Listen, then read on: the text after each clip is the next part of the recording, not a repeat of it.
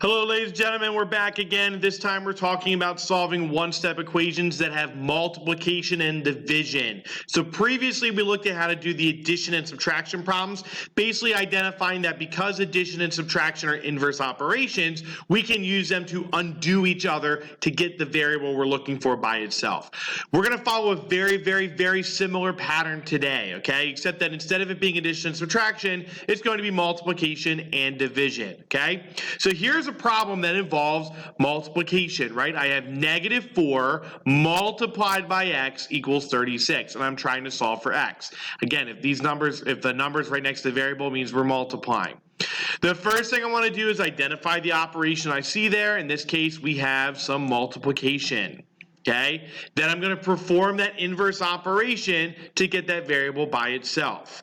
So in this case, I'm going to be dividing by negative 4, and I end up with x equals negative 9 as my answer.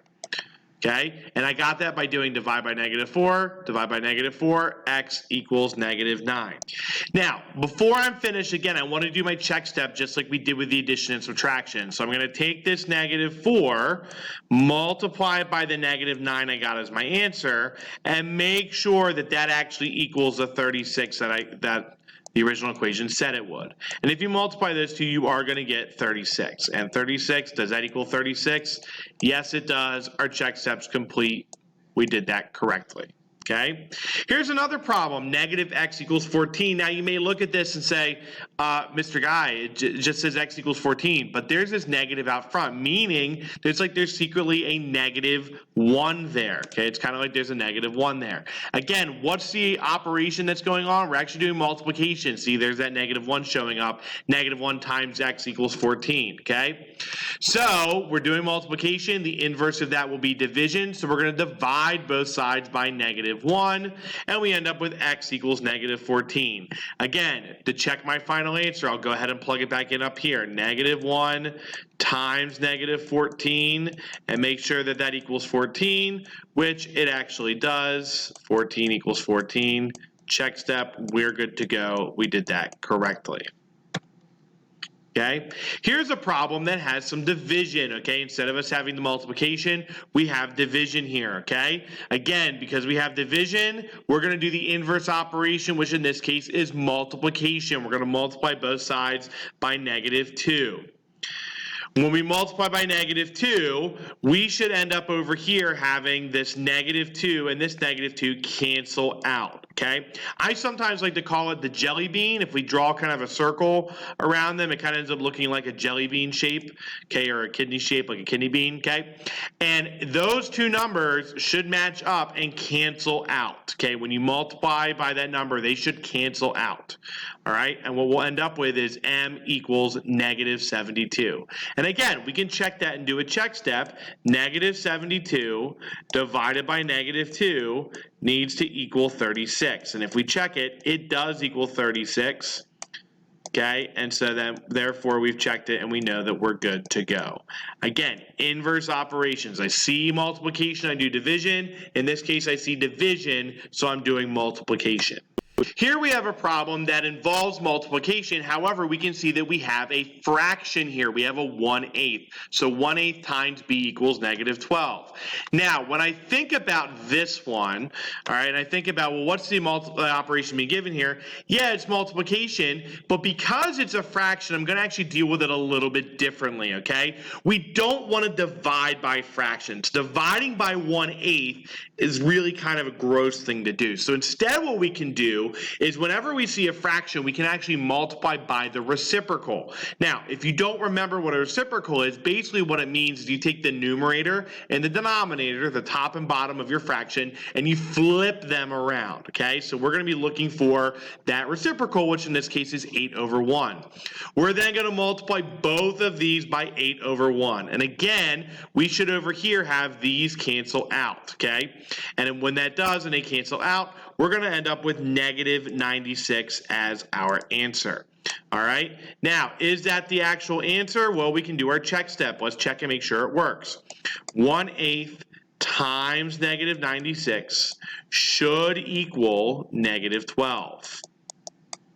And if you do 1/8 times negative 96, you will get that that equals negative 12. And so our check step works out. Okay, again, if I see a fraction, instead of going ahead and saying, all right, well, I see multiplication, let me do division, we don't want to divide by 1/8. Dividing by fraction is something we try to avoid. To divide by a fraction, really what you're doing is multiplying by the reciprocal. So we do that when we see these fractions. Here's another example with a fraction. We're going to basically be doing kind of the same thing we did last time. Okay, so we look at it and we say, all right, let's identify what operation we're dealing with. In this case, we're dealing with multiplication, but because it is a multiplying by a fraction, we're going to be using that reciprocal value and multiplying by the reciprocal. We're going to multiply both sides by negative 3/2. You should notice that when you do this multiplying by the reciprocal, you get what I like to call the double jelly bean, right? You get the jelly bean here where those are canceling out, and you have it over here where they're canceling out, okay? And you're going to end up with just 1, or aka b over there, all right? So you have to do negative 3/2 times 18, which in this case equals negative 27. Again, you might say, well, how do I check and make sure it's right? Plug it into that original equation, negative 2/3 times negative 27 equals 18. Oh yeah, that does equal 18. I can see that I'm right.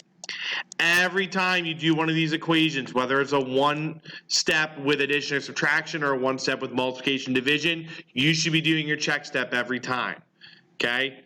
Look at the thing, look at the equation, do that inverse operation. When you're done and you get your answer, do that check step. Check and make sure that your answer is correct. Here we have an equation that's just all variables. Now you may look at this and go, it's just variables, there's no numbers, how do I do this? Well, it's the same process that we did before, right? It's the exact same process. So I look at this and say, all right, well, how do I solve this equation for b if it's all variables? Well, it's the same process here. We're going to look at it and say, all right, well, identify the operation that we have here. Well, we have multiplication. We're solving for b. C is being multiplied by b.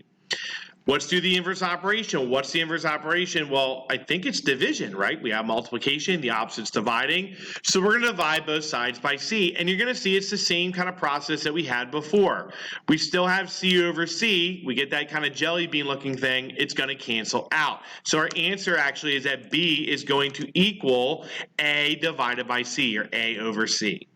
Okay, and we get that just by doing the same process we already did. Yeah, it's all variables, but it's the same process, okay? When you look at it, do those inverse operations.